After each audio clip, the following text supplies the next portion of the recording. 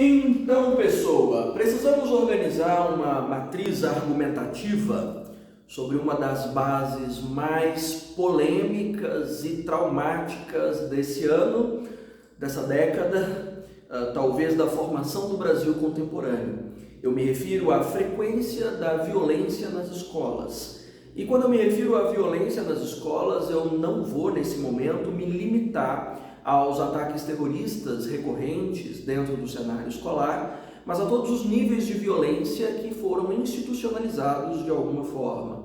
Ou seja, eu me refiro também ao bullying, que é uma das violências mais silenciosas e devastadoras dentro do cenário escolar. Há também a violência com áreas de assédio e de abuso de professores em relação a alunos, de alunos em relação a professores, enfim, a todos os níveis de violência que de alguma forma foram definidos como uma marca dessa instituição. Por isso a gente define como uma violência institucionalizada, porque ela foi incorporada ao formato da própria instituição. Consegue perceber a gravidade disso? Nós estamos falando de uma violência que se torna parte do padrão de comportamento de uma instituição. E sim, os ataques terroristas não são, na verdade, uma surpresa dentro desse cenário. São só resultado de violências progressivas e recorrentes que têm desaguado em caos cada vez maiores e cada vez mais profundos.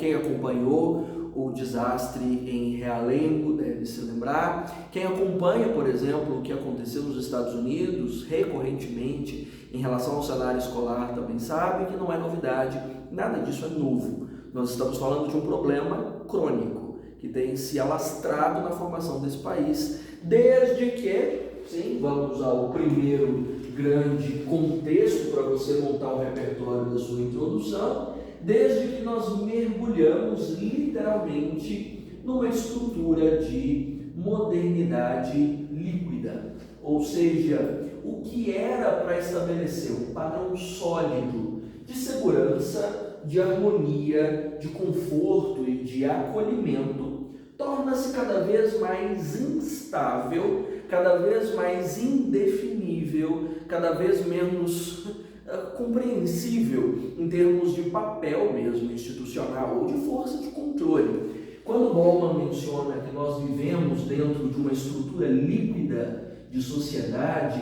na vida contemporânea, ele quer dizer justamente desse processo de ambivalência. O que significa ambivalência para Bauman? Essa inconstância, ou seja, de nós não termos mais um princípio de certo e errado. Qual comportamento é certo dentro da escola?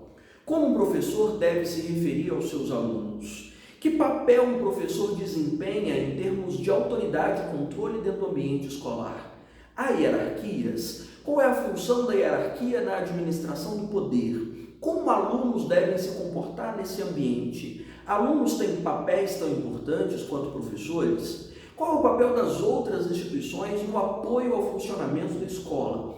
Nós não temos mais segurança ou controle ou definição sobre o que deve ser feito ou não, já percebeu? Até eu, inclusive, enquanto professor, já não tenho mais certeza se o meu papel é educar, orientar, controlar, ou se é conduzir os alunos para que eles mesmos encontrem as próprias respostas a respeito do conhecimento que precisam produzir, ou se simplesmente eu devo virar um TikToker, fazer graça para que os alunos riam da minha cara. Eu não sei exatamente o que é, e eu tenho certeza que a maioria dos professores que trabalham hoje e tenta sobreviver no sistema de ensino não tem muita certeza a respeito do que fazer. Como lidar com comportamentos violentos ou não dentro do cenário escolar? Como reconhecer o que é violência? Como trabalhar isso? Como cobrar do aluno se o aluno mal sabe que papel desempenha? Então, esse momento que nós estamos é um momento de inconstância. Nós não conseguimos definir exatamente que papéis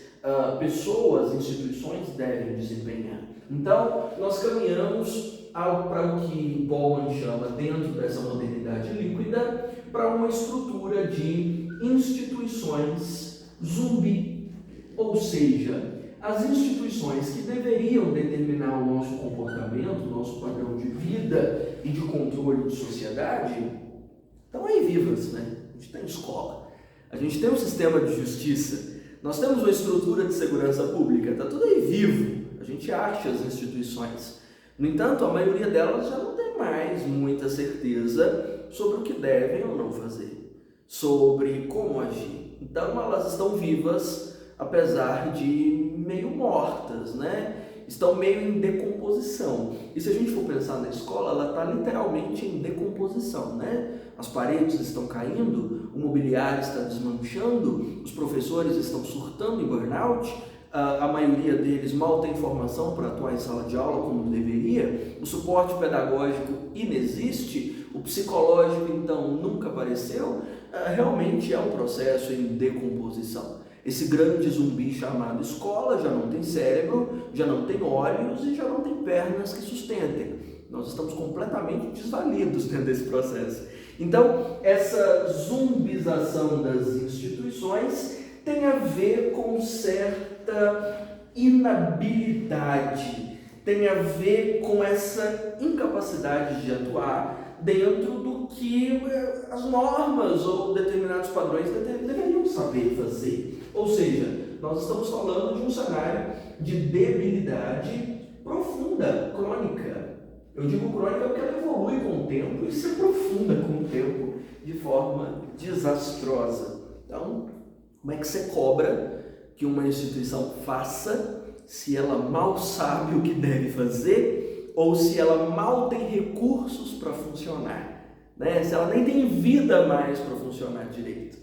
Isso não diz respeito só ao interior da instituição, mas o que a sociedade também permite que essa instituição faça caiu muito também, né? Porque a credibilidade da escola acabou, a credibilidade dos professores já era. Nenhum de nós é reconhecido como autoridade, como referência intelectual ou como uma fonte de disciplina ou algum tipo de poder. Nosso poder acabou, né? Nós somos prestadores de serviço descartáveis, cuja matriz de conhecimento e formação pedagógica não é sequer lembrada.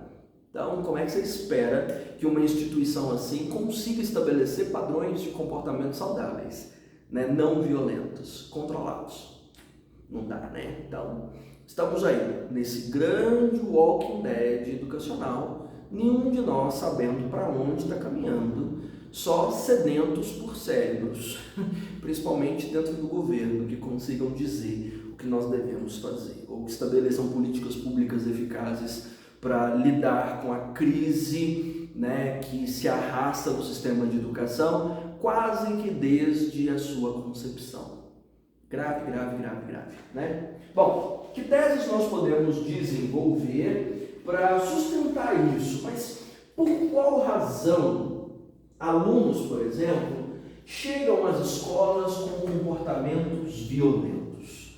Por qual razão, no caso, os pais que estão com a maior responsabilidade sobre menores de idade, sobre crianças e adolescentes, permitem que os seus filhos cheguem às escolas nesse formato de demônio possuído por Beelzebub? O que aconteceu? O que aconteceu com o controle de comportamento dos pais? Porque, veja, os pais têm obrigação por lei de controlar os seus filhos e de estabelecer um padrão de educação, de comportamento e de formação social que os coloque de forma minimamente segura em sociedade. A gente está falando de responsabilidade parental, né? E responsabilidade parental, né, da família está prevista na Constituição, na Carta Magna de 88, e se você quiser conferir lá, se você não estiver acreditando em mim, está no artigo 226 da Constituição, que prevê que sim, o pai tem a obrigação sim de dizer para o fedelho o que ele deve ou não fazer, de controlar os seus comportamentos e de fazer com que essa criança não crie um caos e um inferno onde quer que ela apareça, que ela não se envolva com atos terroristas, que ela não ataque pessoas, né? Onde está? Além da própria Constituição, o Estatuto da Criança e do Adolescente de 90 também responsabiliza os pais no controle de comportamento e na formação da educação básica, né? A escola não é a única responsável pela formação de um ente social. Na verdade, quando Durkheim menciona a importância das instituições em uma sociedade, ele menciona que todas as instituições que cercam o indivíduo são maiores e coercitivas e devem conduzir a forma de vida que se organiza em sociedade. Ou seja, uma criança está rodeada de outras instituições que deveriam, de alguma forma, orientar família, escola, sistema de segurança, de assistência social. Cadê? Né? A questão da zumbização, eu já mencionei que é um traço forte, inclusive no texto de Bauman, ele comenta que a família é a primeira instituição a passar por esse processo de zumbização, a perder a referência sobre certo e errado. O que um pai deve ser, o que uma mãe deve ser, como um filho deve existir dentro da família. A maioria já não sabe exatamente quais papéis sociais cabem a cada um. A família passou por um processo de zumbização profundo, talvez a primeira grande instituição que tenha sofrido tanto disso. A maioria dos pais hoje não sabe o que é ser pai e como controlar o comportamento dos filhos ou de que forma conduzir a educação, né? Inclusive, se você vem de uma família, vive com a sua família ainda, você deve perceber um certo desnorteamento em relação ao que pode ou não ser feito, de que forma ou não educar. Né? Aqui eu não vou repetir a matriz argumentativa dizendo só sobre essa zumbização ou sobre, por exemplo, a erosão das instituições, como Fukuyama menciona. Eu adoro essa expressão, erosão, porque de fato é muito literal, né, em relação ao que acontece. É um desgaste progressivo. E tal como qualquer processo erosivo, você não percebe da noite para o dia que aconteceu o processo de erosão, né? Seria, sei lá, semelhante às falésias marítimas. É um processo de desgaste na rocha que acontece grão por grão.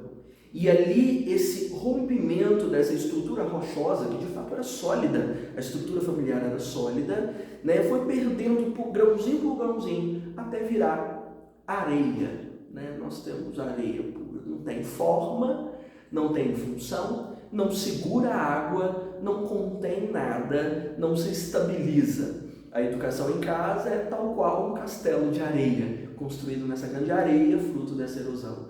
Não segura, a primeira onda leva, né? A primeira instabilidade leva, nessas marés da modernidade líquida, nada segura, né? Então, Fukuyama menciona sobre essa erosão progressiva das instituições que acabaram conduzindo para esse desastre. E reunindo o que Fukuyama menciona e o que Bauman menciona, qual seria a origem dessa erosão? Por qual razão a família perdeu essa referência a respeito do que deve ser? Olha, te faço uma pergunta muito simples. Qual é a sua prioridade hoje?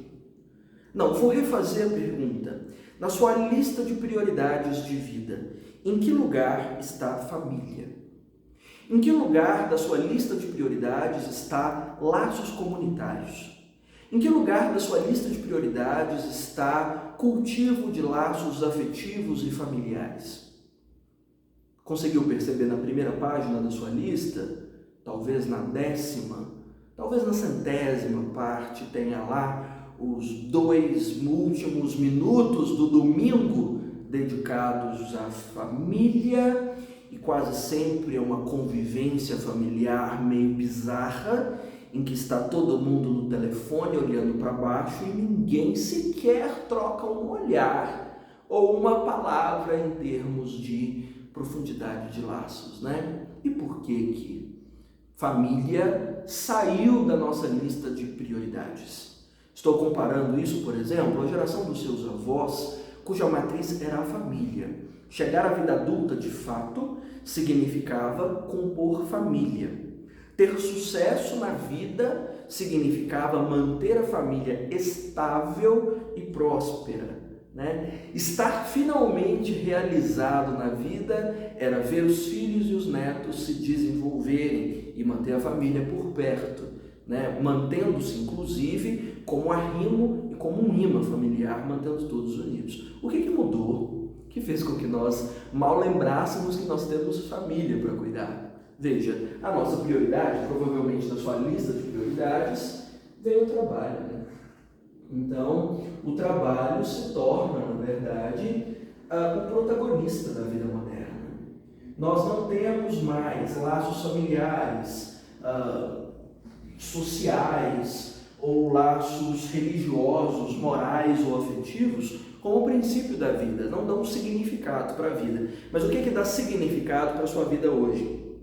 Hoje o significado da sua vida é um vestibular que te prometa uma carreira, um trabalho que te prometa fama ou dinheiro, capital que te traga alguma forma de status e de reconhecimento público de sucesso.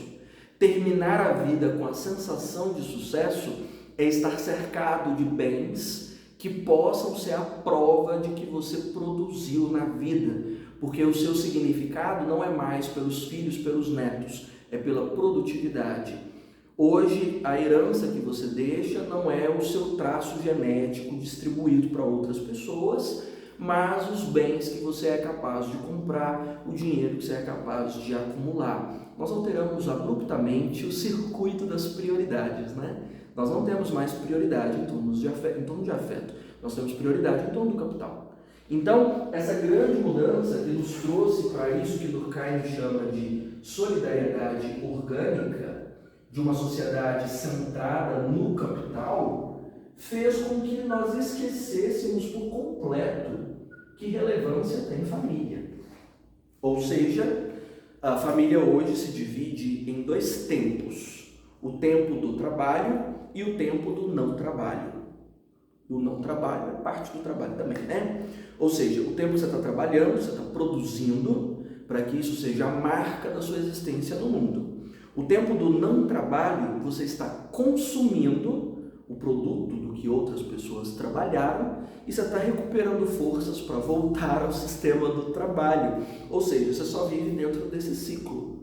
Em que momento desse ciclo você se abre para a comunidade, para a cultura, para a educação dos filhos, para a elevação espiritual, para a formação de moralidade, para laços comunitários? Não sobra tempo. Não sobra disposição, não sobra energia, né? E se sobrar energia, você prefere esvaziar a sua cabeça, dar descarga no cérebro, vendo porcarias na internet, assistindo a qualquer filme blockbuster que seja minimamente divertido e cafona. A vida se resumiu a isso para todos nós. Então, isso fez com que a responsabilidade parental fosse negligenciada, o texto constitucional ignorado, o ECA rasgado e posto na lixeira. Então essas instituições perdem sua força e a única coisa que conta é que as pessoas sejam finalmente produtivas. Não importa se a criança é bem comportada, não importa se a criança é empática, se ela é sensível, se ela é educada com as pessoas, não importa se essa criança seja responsável por suas tarefas, que ela seja organizada, que ela tenha cuidado para lidar com as pessoas, não. Mas importa, por exemplo, se ela passa no vestibular, se ela vai bem numa prova, se ela traz notas azuis, porque aí ela tem produtividade. A criança está imersa no sistema do trabalho, né?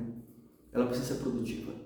Então, não importa se essa criança é um lixo, não importa se ela é tóxica, se ela é radioativa, se ela é insuportável, se ela não tem empatia ou mínimo de sensibilidade com ninguém. Não importa se essa criança já é uma miniatura de psicopata. Não importa. Importa que ela tenha produtividade. Nós aplaudimos. Vira reportagem na televisão, né? Criança que tem sucesso, aprova em trocentos vestibulares. Mas sensibilidade, zero. Né? Mais ou menos isso. Até para a arte, quando a gente elogia o talento artístico de uma criança, não é porque ela se desenvolveu do ponto de vista espiritual, sensível, ou que ela encante as pessoas. Não. É porque ela vai gerar dinheiro, né? Ela canta, ela, sei lá, pinta, ela representa, ela é uma curiosidade. E aí vão os pais explorar a criança e sugar dela toda a força vital para que ela produza dinheiro. É dinheiro que importa, né? A única coisa. Nós somos seres produtivos. Homo faber, como diria Hannah Arendt. A única coisa que importa é produzir. Então, se a criança é um terroristinha, destruindo a vida de todo mundo e atacando escolas, pouco importa, desde que ela tire 10, né? Mais ou menos isso. Então, é uma matriz de discussão pesada, com trocentas referências possíveis, pelo que você acabou de perceber. Então, em linhas e mais linhas de discussão em torno disso. Aí eu te pergunto, mas por quê? Por que razão essa criança, por exemplo, mesmo sendo atacada, né, virada no giraia, ela acaba se tornando tão violenta? O que leva a esse comportamento violento bizarro? A criança nasceu assim? Ela é torta desde a nascença? Né? Vai, Carlos, ser gauche na vida? É isso? O que traz esse fator? Ou o que tem, por exemplo, na internet que faz com que essa criança encontre, né, possibilidade de ser violenta? O que a leva a esse nível de violência? O que está faltando de fato em casa? Já que eu estou cobrando aqui, o que um pai deve ser, o que uma mãe deve ser, o que está faltando mesmo que pais, mães, escolas, segurança pública façam? Bom, o cerne da questão é a forma como nós lidamos com liberdade. Liberdade é o maior bem e a maior maldição da sociedade contemporânea. E quando eu me refiro à sociedade contemporânea, eu estou falando exatamente da idade contemporânea, marcada pela Revolução Francesa, o início à Revolução Francesa. Liberdade está como lema, parte do lema da própria Revolução. Liberdade, igualdade, fraternidade, não é assim? Liberdade é uma grande defesa e talvez considerada uma das maiores conquistas da sociedade contemporânea. E por que eu estou dizendo que ela é um perigo? Que ela pode ser uma maldição?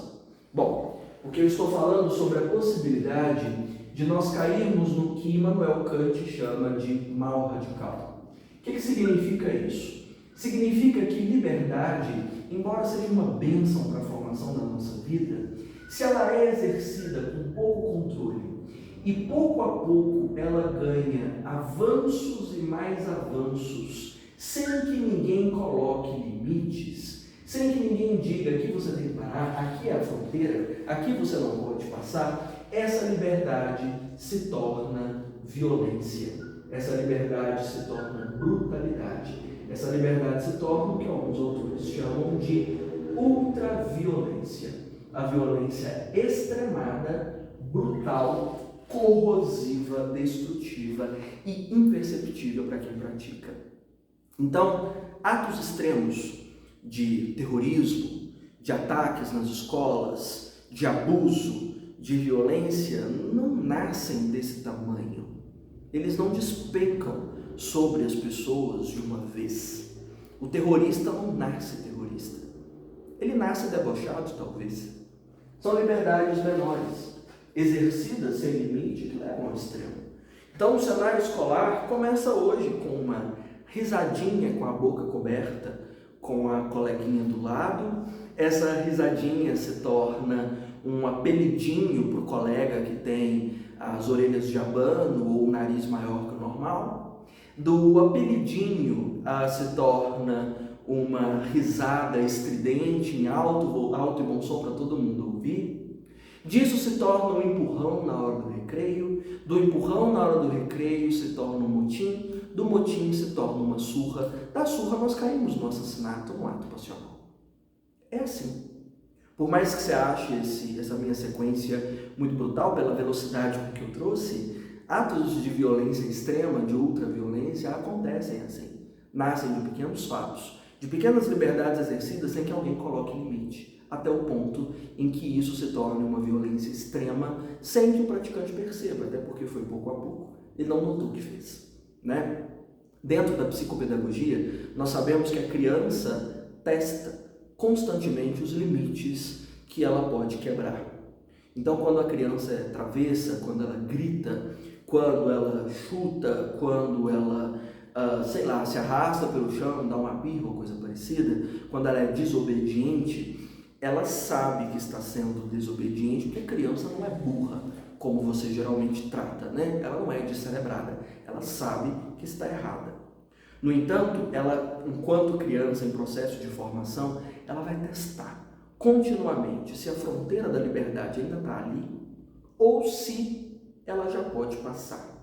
Se a criança teima, se a criança é agressiva e violenta e você não limita, ela entende que pode passar. E ela vai passar uma, ela vai passar 2 vezes, 3 vezes. Alcançou o limite novo, agora ela vai testar uma nova fronteira. Ela vai ser um pouquinho pior, ela vai virar um demônio ainda mais encapetado. E aí nisso, nesse teste constante, nós chegamos à criança descontrolada, que adere a ideias violentas, que se apega a atos extremos, que toca o terror por onde quer que passe. Você entende o perigo da liberdade? Então, nós temos uma realidade perigosíssima dessa apologia à liberdade plena, porque nenhum de nós é totalmente livre, não. Eu sou velho caducando já, né? Já passei da maioridade e eu não tenho todas as liberdades que defendem por aí. Eu vivo dentro de um sistema democrático, então a minha liberdade só vai até onde começa a liberdade dos outros. Aqui, falando com você nesse momento, eu tenho que moderar o meu vocabulário, o meu tom de voz, a intensidade do que eu digo, porque eu não sou totalmente livre, não é? Eu tenho que controlar quais temas eu vou dizer, que assuntos eu vou abordar, se são pertinentes para você ou não, porque quem define a minha liberdade é você. Isso se chama princípio do dano, de John Stuart Mill. A minha liberdade só vai até onde começa a liberdade de outrem. Eu não tenho plena liberdade. Então essa liberdade exercida sem controle leva a isso. E onde? Onde principalmente a criança começa a testar esses atos de violência? Dentro de casa?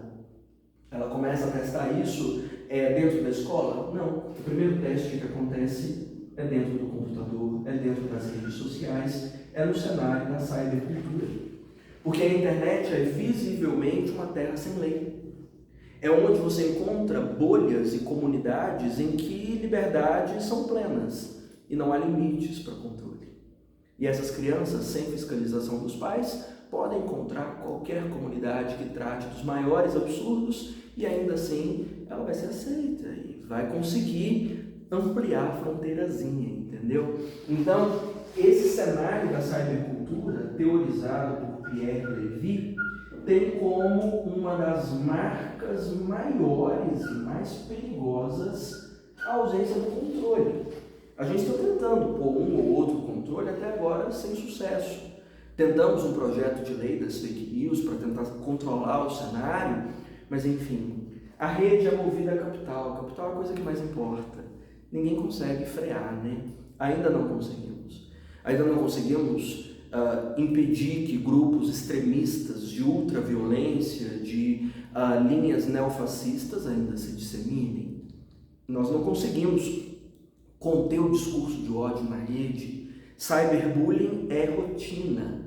Body shaming o tempo todo. Então, não existe ali o controle dessa liberdade. Ou seja, no espaço virtual, as liberdades são exercidas continuamente, rotineiramente, sem limites, até que elas se tornem violências extremas. E talvez esteja você aí fazendo comentários de ódio, xingando as pessoas nos comentários, mandando mensagens ofensivas, né? Ofendendo até a enésima geração das pessoas e acha que não é uma pessoa violenta, escrota. Por que você não sabe que é? Porque você fez isso com tanta naturalidade ao longo do tempo que você não notou que virou essa pessoa abominável que você é. Assim como a criança não percebe o quão abominável é, na medida em que esses limites não são controlados.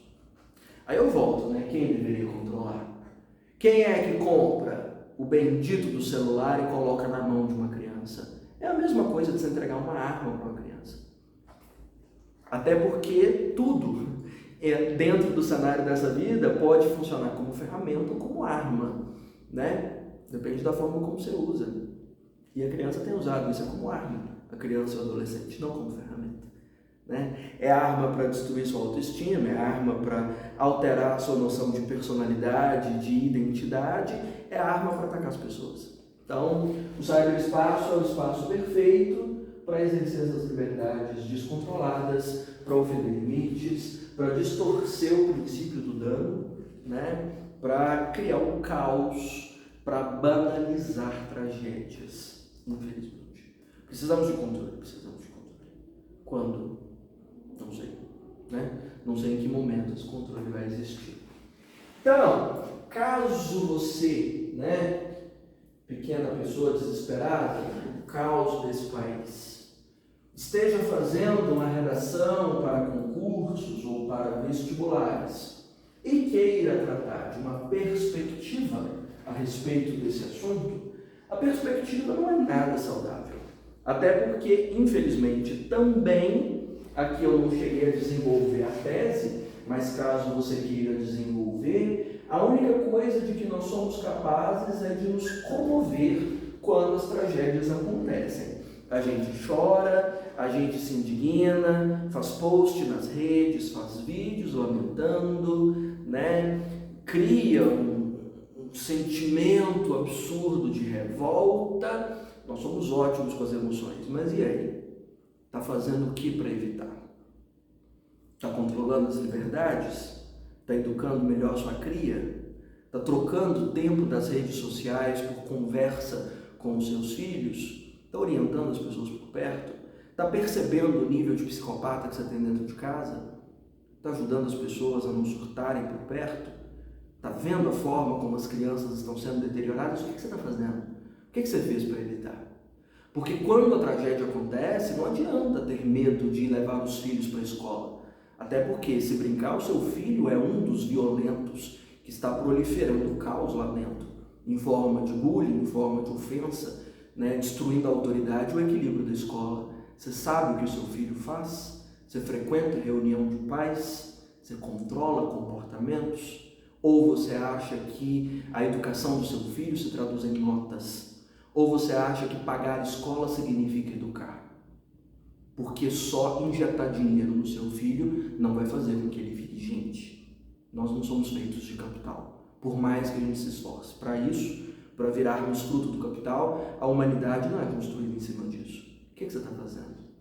Brigar nas redes não adianta, né? Nós ficamos nisso, de comoção. E nessa comoção toda, como diria Sartre, nós não conseguimos pensar e agir, infelizmente. A gente sabe esbravejar, postar textão nas redes, vídeos de indignação, mas nos conscientizar e mudar de postura não aconteceu ainda. Nem pela população, nem pelos estados, né? Não vimos ainda grandes atitudes do governo para alterar isso. Vimos algumas atitudes imediatistas, né? Como a própria comoção é imediatista, de colocar policiais nas portas das escolas, mas o problema não está na porta, o problema está dentro.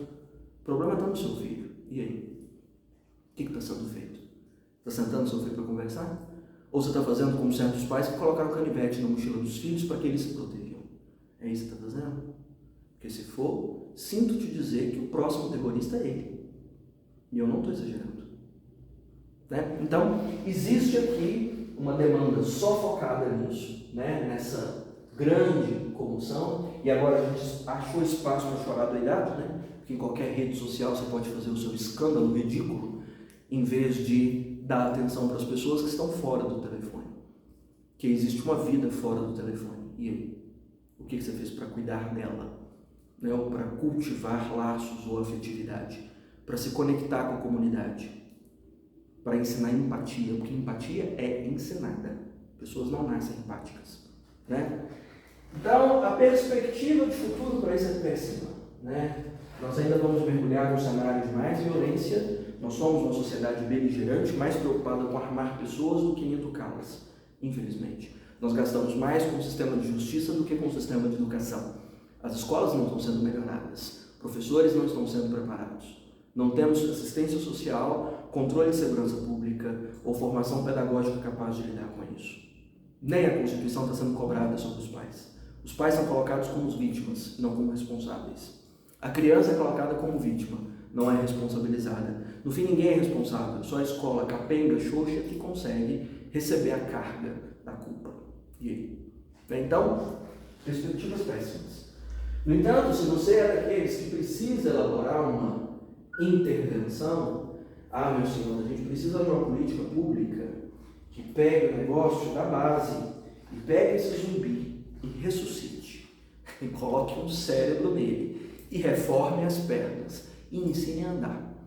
Porque, infelizmente, em termos de responsabilidade parental, nós não temos muito a fazer, mas é possível tornar a escola tão forte dentro da comunidade que ela consiga estabelecer autoridade, controle de comportamento.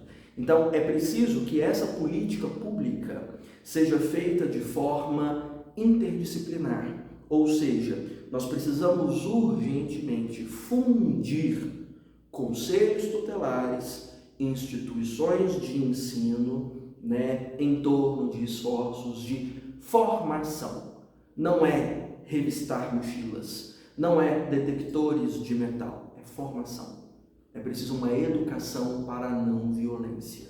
Só isso é capaz de resolver, Porque hoje, se a criança não leva a faca ou uma arma, ela leva a língua, que pode ser tão perigosa quanto, Então nós temos vários cenários que precisam ser educados. Nós precisamos educar a sociedade para a não violência. Então, conselhos tutelares, escolas, com esforços conjuntos e com investimento público suficiente, precisam ensinar a lidar com redes sociais, ensinar a orientar sobre grupos de risco, sobre grupos extremistas, a ensinar sobre esses níveis de violência. Não existe violência inocente, não existe crítica inocente, tudo é perigoso. Tudo é perigoso. Um apelidinho na escola é perigoso, deve ser visto com cuidado. Ah, mas é mimimi. Depois que explodiu uma sala de aula com 40 alunos, eu quero ouvir esse mimimi. Não vai haver mimimi, até porque vão estar todos mortos. É mais ou menos isso. É esse o nível de pânico e de controle social que a gente precisa instaurar. Educação para não violência. Essas políticas públicas ainda não começaram. Quase sempre são meio de contentamento, Só no momento em que as coisas estouram é que resolvem fazer alguma coisa. Então, na sua proposta, nessa parceria institucional, proponha que ela seja de caráter permanente. Não dá para tirar o foco disso, não dá para tirar os olhos disso, não dá para desligar o alerta de emergência. Educação para a não violência precisa ser permanente.